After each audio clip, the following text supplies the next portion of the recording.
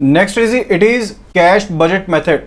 तो कस्टमर जो 5 करोड़ से ज़्यादा की लिमिट्स एक्सेस कर रहे हैं, ठीक है, वर्किंग कैपिटल लिमिट्स 5 करोड़ से ज़्यादा है जिनकी, तो उनको ऑप्शन दी जा सकती है कि वो अडॉप्ट कर सकते हैं, बैंक उनके लिए कैश बजटिंग मेथड को अडॉप्ट कर सकते हैं। एंड ये जो मेथड अडॉप्ट किया जाएगा at the discretion of bank किया जाएगा। तो इस तरह के केसेस में जो बोरोअर है वो cash budget system of lending को चूज करते हैं, तो उसके लिए बैंक की जो पर्टिकुलर गाइडलाइंस हैं इंफ्रास्ट्रक्चर के रिगार्डिंग उनको फॉलो करना पड़ेगा एंड उस इंफॉर्मेशन को पीरियोडिकली टाइम पर सबमिट करवाना पड़ेगा बैंक को। एंड फर्दर जो बोरोअर है उसके पास एक फाइनेंस प्रोफेशनल होना चाहिए एंड कंप्यूटराइज्ड एनवायरनमेंट होना चाहिए। जो कैश फ्लो बेस्ड लेंडिंग है ये ज्यादा कस्टमर फ्रेंडली है एंड यहां पर जो बैंक फाइनेंस सैंक्शन किया जाता है that is in the form of short term loan, जिसे सूटेबल इंस्टॉलमेंट्स में पे किया जा सकता है। एंड ये उन यूनिट्स के लिए बहुत सूटेबल है जिनके सीजनल प्रोडक्ट्स हैं या फिर कंस्ट्रक्शन एक्टिविटीज हैं या फिर ऑर्डर बेस्ड एक्टिविटीज हैं। एंड ये जो मेथड है कैश फ्लो बेस्ड लेंडिंग का, this is popular in developed countries. तो सिंपल सी बात यहां पर ये है कि जो सीजनल इंडस्ट्री है, सीजनल प्रोडक्ट है, सीजनल एक्टिविटी कर रहे हैं, वहां पर पैसे की जो जरूरत है वो एकदम से पड़ सकती है। यानी कि होने को आपके पास ऑर्डर एकदम से आ जाए एंड आपको एकदम से जरूरत पड़ जाए, ठीक है, तो आपका मैक्सिमम देखा जाता है कि मैक्सिमम कितना डेफिसिट है आपके पास, टोटल कितना एसेट है, कितने पैसे आपके पास थे या कितना आपके पास कमी है, ठीक है, तो मैक्सिमम डेफिसिट देखा जाए। तो डेफिसिट के हिसाब से जो आपकी वर्किंग कैपिटल है कैश बजट मेथड के बेस में बनाई जाती है, ठीक है। तो यहां पर अंडर दिस मेथड जो पीक लेवल कैश डेफिसिट होगा टोटल वर्किंग कैपिटल का वो पार्ट बन जाएगा जो बोरोर को दी जाएगी बैंक के द्वारा। एंड ये जो पीक लेवल हमने कैश डेफिसिट को हमने निश्चित करना है कि हम कहां से कर सकते हैं, we can ascertain it from the projected cash budget statement. तो बोरोर को पिछले साल की जो कैश बजट स्टेटमेंट्स हैं वो भी देनी पड़ती हैं एंड साथ में जो लेटेस्ट या प्रोजेक्टेड आप कह लीजिए प्रोजेक्टेड जो कैश बजट स्टेटमेंट है वो भी जमा करवानी पड़ती है।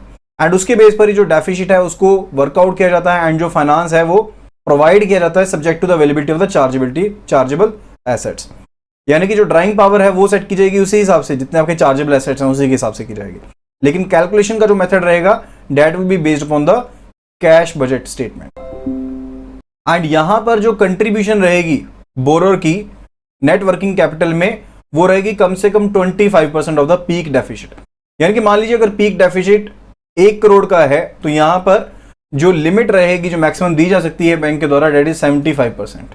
एंड जो ड्राइंग्स यहां पर अलाउ की जाएंगी जिस एक्सटेंट तक मंथली डेफिसिट रहता है, यानी कि जो हमने प्रोजेक्टेड कैश बजट स्टेटमेंट दी होगी उस पर जिस हिसाब से आपका डेफिसिट रहता है उस हिसाब से आपको यहां पर ड्राइंग करने की इजाजत दी जाएगी।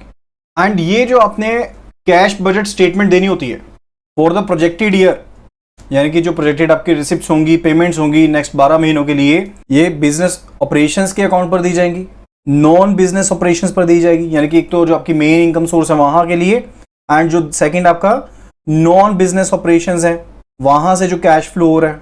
इसी तरह से थर्ड रहेगा cash flow from capital accounts. Fourth is जो सन्ड्री आइटम्स हैं आपकी।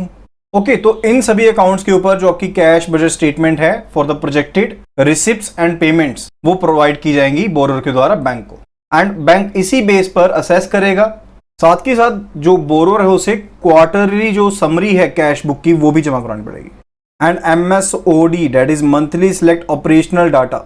एंड ये जो क्वार्टरली जो आपके कैश बुक का समरी रहेगा ना, इट शुड बी, ये जो स्टेटमेंट रहेगी ये ड्यूली सर्टिफाइड होगी by the chartered accountant and इसे कंपेयर किया जाएगा with the projected cash flow statement and इसकी रेलेवेंसी देखी जाएगी उसके हिसाब से। एंड बोरोर को यहां पर प्रॉपरली एक्सप्लेन करना पड़ेगा अगर कोई इनकंसिस्टेंसी है, यानी कि प्रोजेक्टेड के बीच में एंड एक्चुअल कैश फ्लो के बीच में अगर कोई इनकंसिस्टेंसी है तो उसे एक्सप्लेन करना पड़ेगा कि ऐसा क्यों होगा। एंड जहां पर ये समझ में आएगा कि जो एक्चुअल कैश डेफिसिट है ये लोअर है than the projected cash deficit, तो उस सर्कमस्टांसेस को बैंक के द्वारा प्रॉपर्ली डील किया जाएगा एंड बैंक उस तरह के सर्कमस्टांसेस के लिए जो कैश डेफिसिट है उसको एडजस्ट करके लिमिट सैंक्शन कर सकता है। तो यहां पर हमने 3 मेथड को देखा है, 3 मेथड को असेस किया वर्किंग कैपिटल की रिक्वायरमेंट के लिए। लाइकवाइज नायक कमेटी का जो मेथड है that is turnover method. Second जो मेथड है that is maximum permissible bank finance method.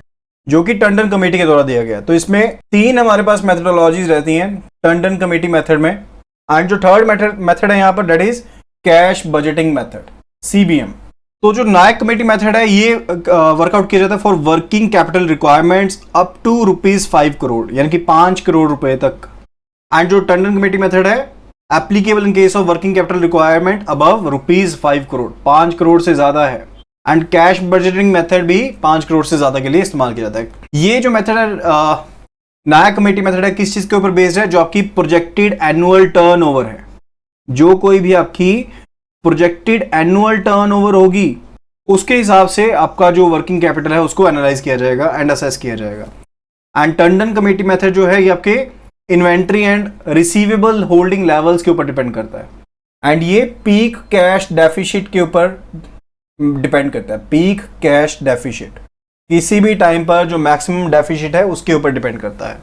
तो टर्नओवर जो मेथड है that is applicable for fund based और नॉन फंड बेस्ड, जहां पर वर्किंग कैपिटल जो है रिक्वायरमेंट है अप टू ₹5 करोड़, वहां पर दिया जा सकता है। एंड ये जो सेकंड है दैट इज MPBF मेथड है, दैट इज जिन बोरोअर्स की वर्किंग कैपिटल चल रही है fund based and non fund based above 5 crore from the banking system, तो बोरोअर को ऑप्शन दी जाती है कि वो B या C में से किसी एक मेथड को चूज कर सकते हैं। लेकिन यानी कि टंडन कमेटी मेथड या फिर CBM में से कोई मेथड चूज कर सकता है। बोरोअर को ये यहां पर ऑप्शन दी जाती है, लेकिन अलाउ करना बोरोअर को स्विच करने के लिए from method B to method C, let us say ये मेथड B है, लेट अस से ये मेथड C है, तो अगर अलाउ करना है बोरोअर को उसको शिफ्ट करने के लिए तो वो किसकी डिस्क्रिप्शन के ऊपर डिपेंड करता है? बैंक की डिस्क्रिप्शन के ऊपर डिपेंड करता है।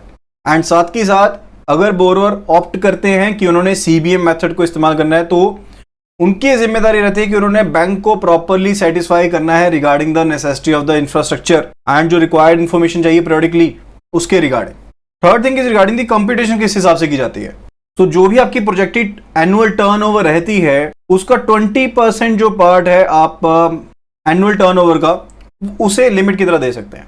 एंड यहां पर जो कंपटीशन की जाती है अबव ₹5 करोड़ लिए टंडन कमेटी मेथड की, that is as per the method 2, as per method 2, क्योंकि मेथड 1 में जो आपकी करंट रेशियो है वो काफी कम रहती है। मेथड 2 में जो आपकी करंट रेशियो है that is sufficient enough. And CBM में आपका पीक लेवल डेफिसिट देखा सकता है, पीक कैश डेफिसिट देखा जाता है, उसके बेस पर जो लिमिट है वो बनाई जाती है। Okay, fourth one it is regarding the margin और बोरोअर कंट्रीब्यूशन। तो इस केस में जो मार्जिन रहता है that is 5% of the projected annual turnover. Projected annual turnover का 5% जो है मार्जिन की तरह कंसीडर होता है। जो सेकंड मेथड है यहां पर उसके लिए यहां पर 25% ऑफ द करंट एसेट जो है मार्जिन की तरह कंसीडर किया जाता है। जो मेथड 1 एंड मेथड 2 है टंडन कमेटी का उसे बहुत कम इस्तेमाल किया जाता है। टंडन जो मेथड 3 है उसे तो बिल्कुल भी कंसीडर नहीं किया जाता। जो मेथड 1 है that is considered for weak और सिक यूनिट्स। ओके, तो सेकंड मेथड के अकॉर्डिंग जो यहां पर मार्जिन रहेगा that will be 25% of the current assets. And third case में दैट इज CBM के केस में जो मार्जिन रहेगा दैट इज 25%। जो कैश डेफिसिट है आपका, पीक कैश डेफिसिट है, उसका 25% जो मार्जिन है that is to be contribute by the borrower itself.